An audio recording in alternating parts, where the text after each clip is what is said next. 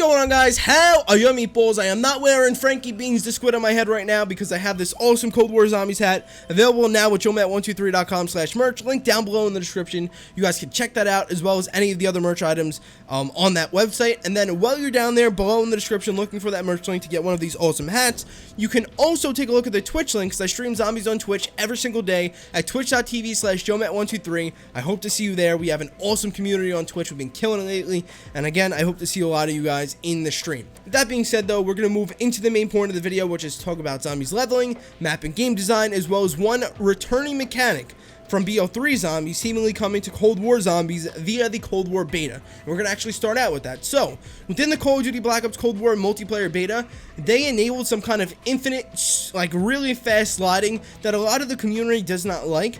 But my proposal was to have that infinite, really powerful sliding like they currently do in the Black Ops Cold War beta already within Black Ops Cold War Zombies. And since they already have this implemented into MP, hopefully they hear the vast majority of the Zombies community saying, please keep this sliding within Zombies. You can change it in MP, do whatever the hell you want in MP, but in Zombies, please keep this sliding mechanic. This is exactly what I wanted, and there may be gameplay on your screen of it as well. This is exactly what I wanted within Zombies since BO3 Zombies. I've always said that BO3 Zombies movement was extremely fluid, and you can get from point A to point B quicker. If you knew how to slide correctly, you had to master it. Similar in BO4 Zombies, it was just that there wasn't infinite sliding, and it wasn't as fluid, and it kind of was a little bit frustrating that you couldn't just keep sliding over and over and over again, especially after coming from a game like Black Ops 3. So now in Cold War Zombies, seeing that type of really fast, consistent, and even at some points it seems infinite sliding in the game, why not keep that, add it to Cold War Zombies? We are good to go. That completes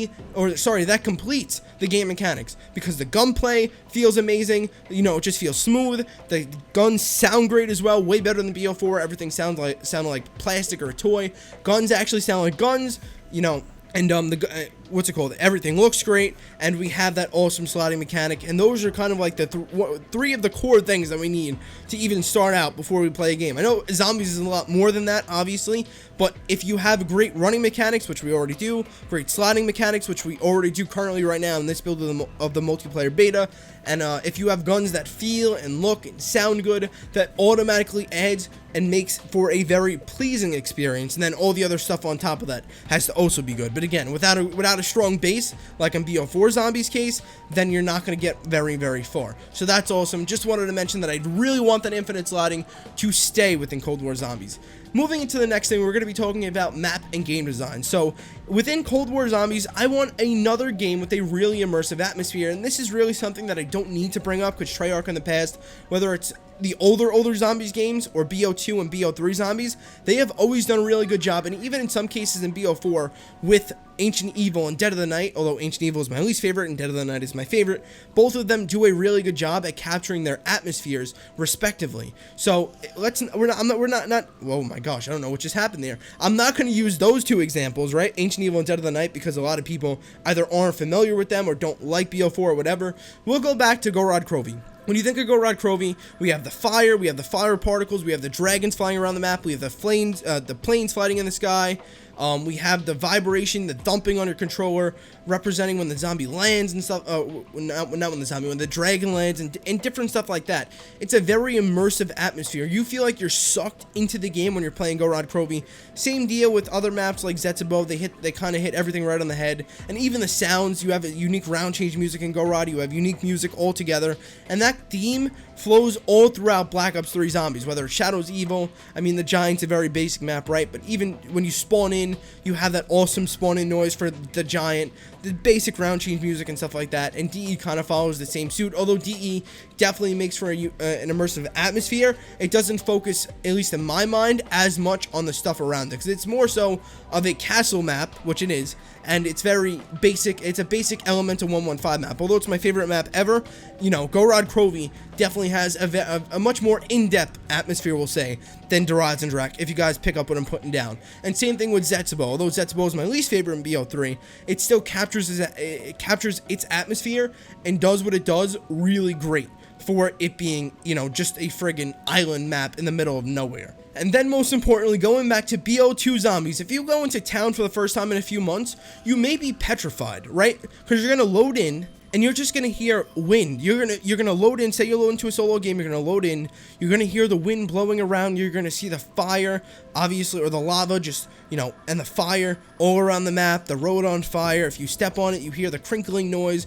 Or even if you don't, you still hear the fire. You actually hear the fire. And all that stuff, right? It's an immersive atmosphere in town as well. And if you run around the map, again, you'll get that sense of emptiness. There's nothing there. There's kind of like fog around the map as well, kind of blocking everything off. You feel like you're stuck in this abandoned map with fire that you can hear, that you can see, that you can touch, that burns you as well. And then when you touch the fire once again, it makes another kind of crinkling noise to kind of represent you burning. And it's awesome. It's a really immersive atmosphere, and I know it's probably weird to take a random survival map, although it's part of Transit, to take a random survival map and kind of throw it in there as one of the most immersive maps of all time. If you really consider how like petrified you can be when you go into town, I think they can take a page out of Town's book and apply it to Cold War Zombies. And again, it's not necessarily that Treyarch failed doing that in BO4 Zombies, and that's why I'm bringing it up again. I'm just bringing it up as a kind of reminder that Treyarch has always done a good job at creating that immersive atmosphere. Again, whether it was Dead of the Night or Ancient Evil or Gorod Krovi, Zetsubo no Shima or Shadows of Evil, especially Shadows of Evil, they did a phenomenal job with that, with the music, sound effects, just the city as well, characters. Wonder Weapon, it still kind of fits SOE in a sense as well. All that stuff, and then we'll go back to BO2 Zombies as well, not Horizon Direct Origins, Mob of the Dead, even Buried you can consider, and especially, like I said, Town. You have that a really immersive atmosphere with unique sound effects, and I'm not even talking about Wonder Weapons, unique Wonder Weapons and all that, because that was a separate episode. I'm just talking about how the game feels and sounds and looks.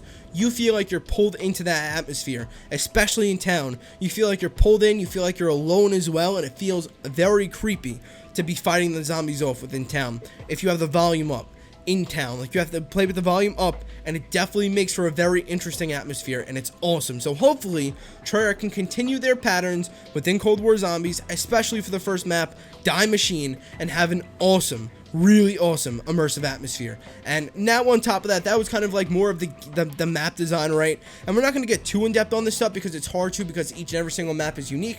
But now we're going to move on to the we just went over map design. Now we're going to move on to game design, and we're not going to go over a lot of different things in this either. We're going to keep it very simple since the game's already been announced.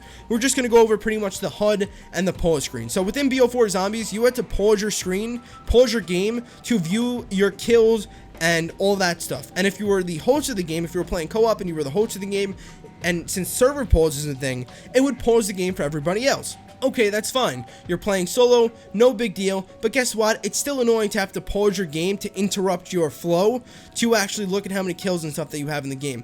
That's one. The second thing is that maybe you're playing co-op and you're not the host of the game, and you pause the game, you could die. Obviously, you're going to take a quick look at the pause screen, so you're not going to be on there for 20 seconds, but to even have to pause the game and block off 95% of your visibility on your screen is ridiculous. When in BO3 Zombies, BO2 Zombies, BO1, and I believe even World at War Zombies, you can just look at your stat screen by hitting the middle button on your controller or whatever it is. I literally call it the stats button. And then you can view all the parts you have, especially in BO3 Zombies, right? You can view all the parts you have in your inventory for the shield, Wonder Weapon, etc., whatever it may be. You have all the parts laid out to you on the bottom, you have your Gobblegums laid out on the top, and you have your stats laid out in the middle. And obviously the visibility wasn't amazing, but you still were able to play and continue your flow of zombies, and you had decent visibility because it's supposed to be a quick thing, right?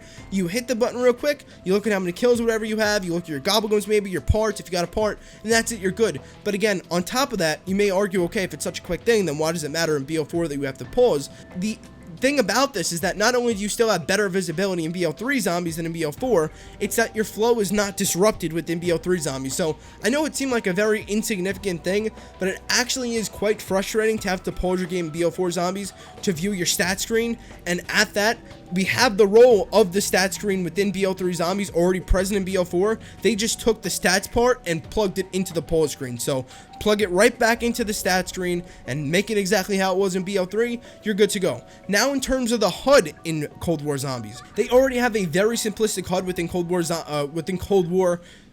multiplayer beta, I should say. I think it's awesome, and if that was to come to Zombies, obviously slightly modified, I think that would be great because it blends in with everything and it would be perfect. It would work out very well. Now, if it's not to come back to, right, say if it wasn't to come back to zombies, that was only an MP HUD or whatever, that's fine. I just hope that the HUD that they make for zombies is very minimalistic, and then on that, I hope they keep the D-pad free, meaning if there is a consumable system within this game, that they don't necessarily put the consumables on the D-pad, because if they do that, then you won't have the opportunity to use something like a Dragon Strike without compromising one of your grenade slots. In Go Rod Crovey, you got the Dragon Strike, and then you simply activated it by hitting, what was it, up or down, or I think it was right on your D-pad, and bang, you can throw it down. In BO4 Zombies, Ancient Evil, you picked up the Pegasus Strike, and you had to give up one of your grenade slots, and it was really stupid. So hopefully within Cold War Zombies, the D-pad is free. This way you can do whatever you want with it. You can start out with emotes in those slots, right? And you can emote in zombies or whatever, and then eventually, what you can do is maybe throughout the game, you'll pick up some kind of special item, like even just say, for this example, the Dragon Strike, and you'll be able to replace one of those emote slots with something that's actually usable in game. I think that's fun. I think that's cool. I think that works perfectly. They've already done it in the past with BO3 Zombies with a consumable system that was way better than BO4 Zombies. That worked way better, and I really hope that regardless of if there is or isn't a consumable system, that the D-pad is at least free for in-game items, regardless of if it's used for emotes, free for in-game items within Cold War Zombies. And then other than that, that's pretty much it. We already talked about a minimalistic HUD. We want to keep that HUD extremely minimalistic, and again, I guess since we're on the idea of consumables, if they do come back, I want it extremely simplistic like BO3 Zombies. Keep the consumables on your stat screen, and then if you have one active, obviously keep that on your main screen, but don't have them all laid out like in BO4 Zombies. Like literally one thing they could have done in BO4 Zombies is when you hit, well, I'm going to call it your stat screen, but I guess the part screen, right? In BO4 Zombies, when you hit that black button, or I guess the back button on your PlayStation or Xbox controller respectively, then you should be able to see your elixirs there. You are actually already able to see all those elixirs laid out on your screen when you activate that other screen, right? But in BO4 Zombies, it's active at all times, meaning the elixirs, if you're on PC especially, you see elixirs run all the way up the right side of your screen, and then if you're on controller, you see the full D-pad wheel as well as all the elixirs around it on your screen, which is so annoying. All they have to do is wipe that off and keep that on the stat screen. You're good. Again, all goes back to the idea of keeping everything simplistic, like the BO3 Zombies parts and stat screen, and minimalistic, like the BO3 Zombies HUD. Of course, not exactly the same, probably more so redesigned, or even simplistic like the Cold War multiplayer beta's HUD actually is right now, and you're good to go. And on that note, we're going to stop right there in terms of the map and game design. I'll give you guys a few examples of what I feel is a very immersive, what immersive experiences are in Cold War Zombies. I don't know why I'm going a lot today.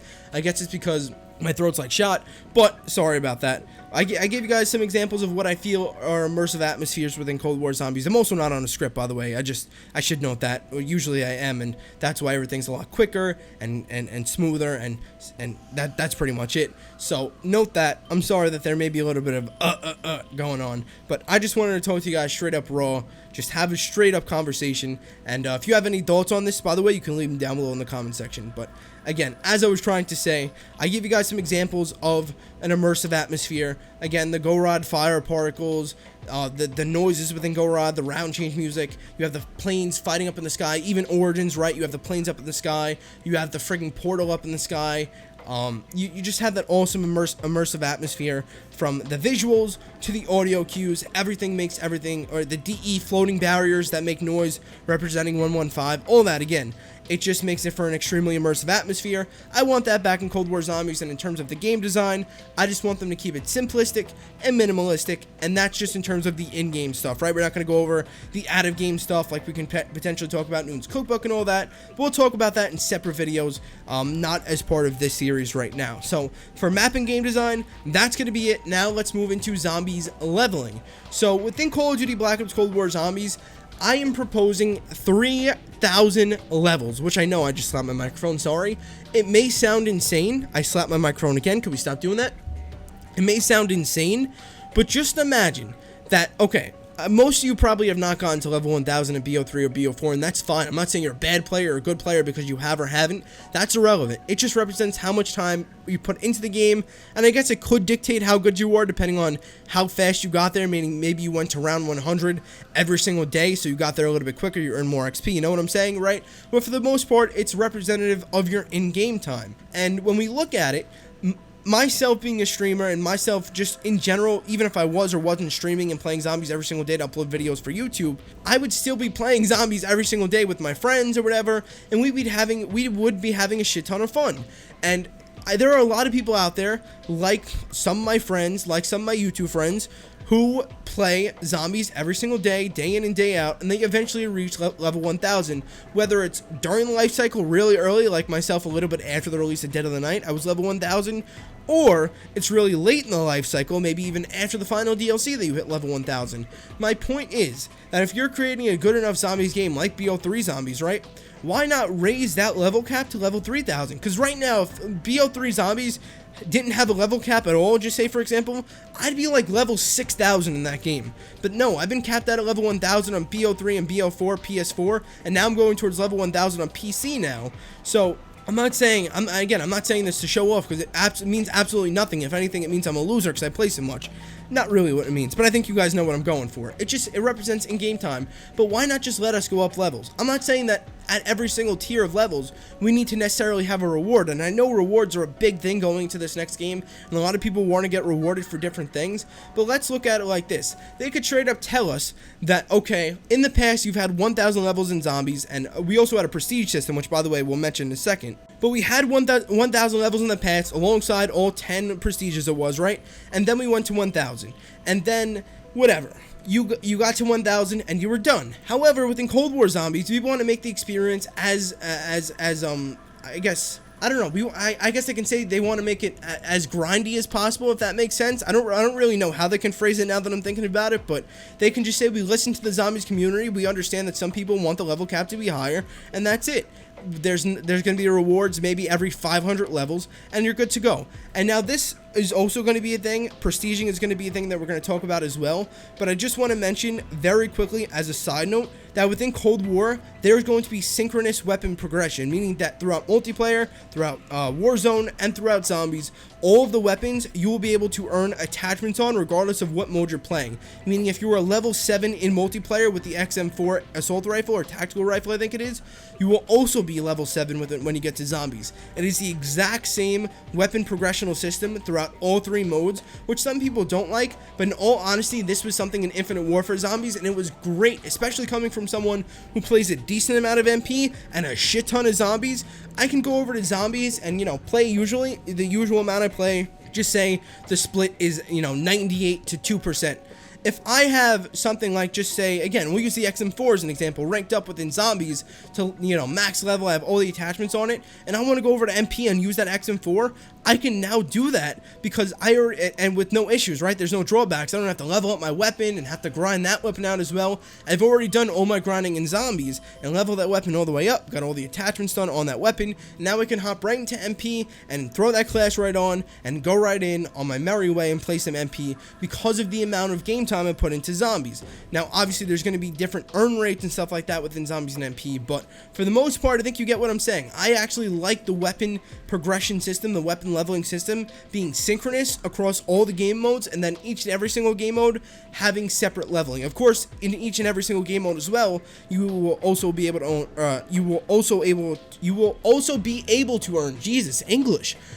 earn battle pass progression. So if you're playing zombies, you'll also be able to earn battle pass progression. But the one thing that's going to be different, aside from the battle pass leveling and progression, and if they do seasonal ranking again, is going to be how the leveling actually works. Because within this next game, although I don't believe it's been formally announced yet, they are working on a prestige system. Although it actually was not meant to be in the game at first, they saw the community feedback and they are currently working on it. Whether or not that is the case, we'll have to wait and see, but they are at least working on it. And that begs the question, are they going to bother doing it within zombies? Because if it wasn't an MP, there's no way that prestiging was first available in zombies. And now getting back to what I was saying, will they actually do 3,000, or will they do the typical 1,000 levels in zombies just with no prestiging now? Again, going back to IW zombies, this is something they actually did. They did the synchronous weapon progression, and they did the 1 through 1,000 leveling within IW zombies. You did not have to prestige, you didn't have to do anything like that. I mean, I could be wrong about that, but I'm like nearly 95% sure that that's correct. And I'm almost positive that that's how IW zombies worked. And I know that some people may say that I want prestiging in Cold War Zombies, and that they should just tie the weapon unlocks in Cold War Zombies like they did in BO3 Zombies to the prestige system. And I respect that. If they brought that back in Cold War Zombies, I'm cool with that. Do what you gotta do. They can tie the consumables, the classic consumables, weapons, or maybe even score streaks and stuff like that to prestiging, and they can make that all work. That's fine. But my proposal is, even if you do that, honestly, I really don't care about the beginning of the game. We're not even going to go over that. You can bring back prestiging. You can bring back no prestiging. I don't really care. My end goal is to be able to get past level 1,000. I don't want to focus too much on the specifics of the beginning, because I'm all for either way. I'm going to have fun regardless, even if there is no leveling. I'm going to have fun, but I would honestly like there to be a level cap of like 2,000 or 3,000 in the next game. Let's not make it complicated. Let's keep it very simple. Again, in BO3 and BO4 Zombies on PS4, I'm level 1,000, been level 1,000 for a very long time now, and hopefully within Cold War Zombies I can surpass that level, because hey, if it's actually going to be a good game, as I said, right, if they're showing us that it's going to be a good game, why not raise that level cap? People have been playing BO3 Zombies for 5 years now. 5 years. And you're telling me that level 1,000 is the max level and I've got there within the life cycle of the game? I understand that. I feel that. I respect that. Not saying it's the biggest deal. Not saying it's, a deal breaker necessarily. Just let me go to level 2,000 if I want to, or 3,000. The rewards don't have to be there. Just maybe every 500 levels even go that far. Every 500 levels. After level 1,000, you give me some kind of emote or calling card, you know what I mean, or something like that. Something insignificant, but just to give some kind of feeling of progression, or some kind of feeling of reward to the people who bitch and moan and complain about rewards and all. I don't disagree with you. I definitely agree that there needs to be rewards in zombies. I'm just saying, just for the idea of us having to level up past 1,000, let us do it. And then for the people that are going to bitch and complain and whatever, oh, you raised the level cap, but there's no rewards for it, just add in every 500 levels you get an emblem, and then you can again literally tell us that, hey guys, it was initially at 1,000, we heard that the zombies community wanted higher levels. I think I'm like really the only one on this, like there's not too many people who agree with me on this, but we heard that some people wanted higher levels, so for the sake of that, you're going to be able to level up past 1,000 for the first time ever in zombies, and every 500 levels you'll start to get rewarded. You'll have those first 1,000 levels exactly the same as you know them, and then after that, whatever, you can even make the levels 300,000 XP per level, and then every 500 levels it gives us a reward.